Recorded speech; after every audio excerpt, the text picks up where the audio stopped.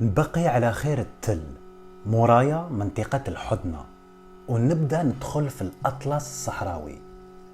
نشوف من البعيد جبل بالشكل خارج للعادة، ما يكون غير جسر طبيعي. باينة القنطرة.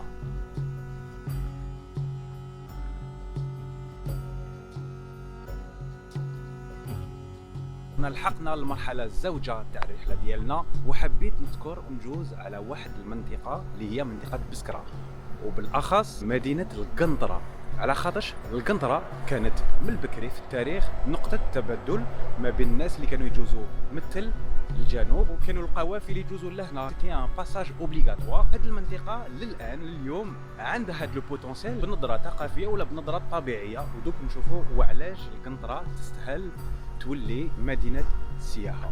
رمز الأول الدشرة الدهراوية، الدشرة الحمراء، لو فيلاج روج كما كانوا يعيطولو الفرنسيين، وين راهو يستنى فيها بلال مقاول في السياحة، واللي عرفتوه عندها 3 سنين كي جيت نكتشف منطقة بسكرة.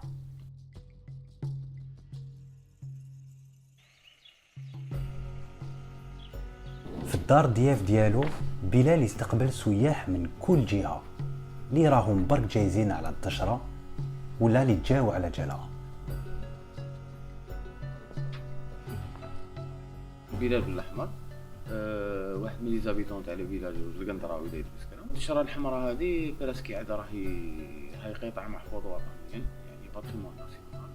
وميم طون كيما نقولوا حنا لو فيلاج هذا لو فيلاج تاع جدودي هكا، شغل حبيت نميه من جانب الاقتصادي اللي هو جانب الاقتصادي، يعني ندخلوا دومين توريزم في الجانب الاقتصادي، ومن طون نحافظوا على الثقافه ولا كولتور تاع جدودنا والعادات والتقاليد تاع المنطقه. براسك عندي 3 زون اللي بديت في لافان تاع 2018. بربي ان شاء الله عندي بتيت بروجي هنا اللي هو باش نكريو دي ميزون دوت نوليو نستقبلوا فيهم الناس. كي حبيت نخدم الدشره الحمراء هذه بديت فيها نخدم بنيتي. كي تكون انسان خدام وعندك واحد الشعار تمشي به اللي هو never give up، تقدر تلحق وين حبيت ان شاء الله.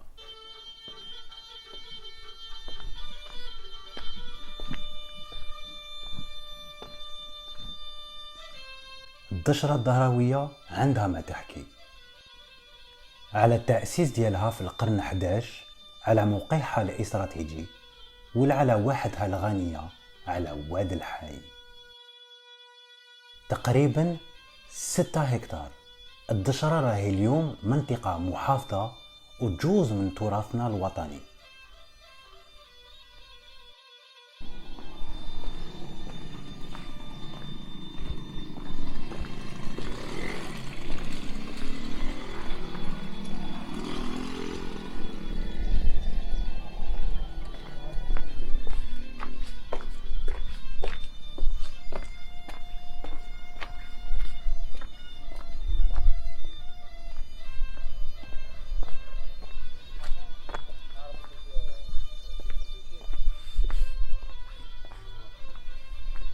الديور ديالها لاصقين مع بعضهم، شوارعها ضيقين. الطوب والحطب عن خل هما مواد الأساسية للبناء.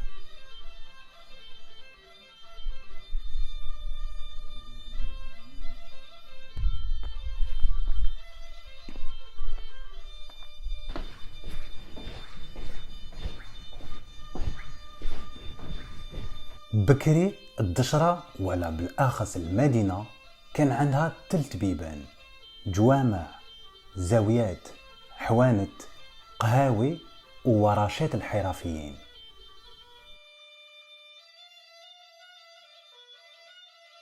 هذا التراث راهو اليوم في خطر. مع الحياة العصرية المعيشة في الدشرة ولات صعيبة.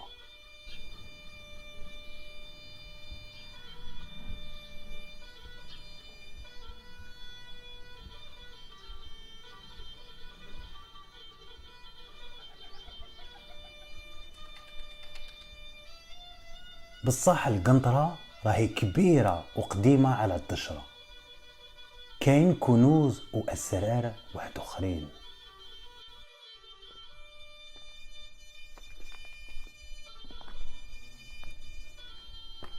بصح كاع لي بياس ما كاينش هنا. Moi, ce qui m'intéresse, c'est les pièces, c'est pas le musée.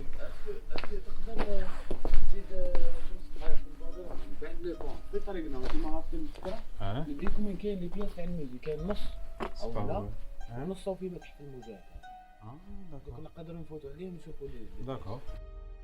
ما بيد المتحف يعاود يحل كل الآثار من العصور القديمة راهم موجودين في متحف المجاهدين ويشاهدوا بالدور المدينة في هذاك الوقت. كالسيوس إركوليس هو اسم القديم تاع القنطرة.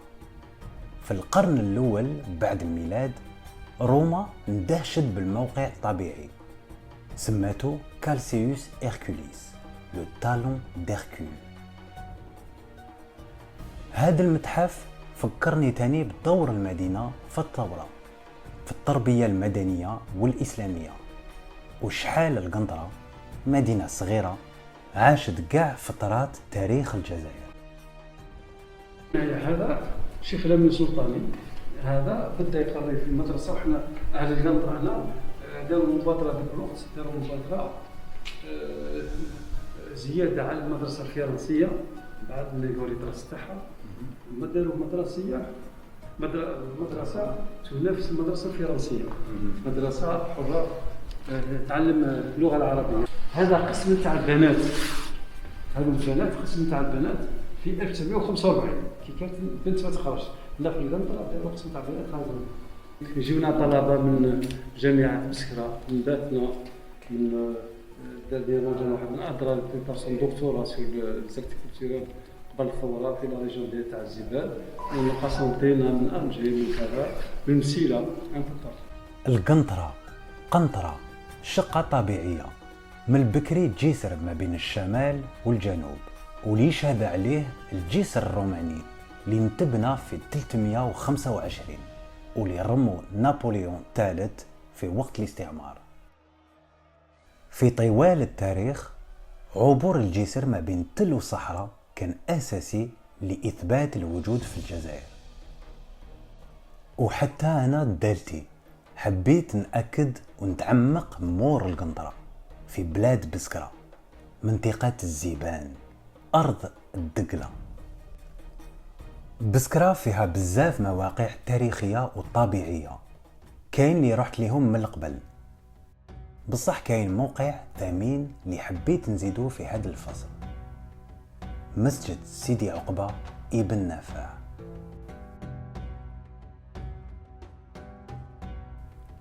الجامع تأسس في 686، من أقدم المساجد في شمال إفريقيا وفي العالم.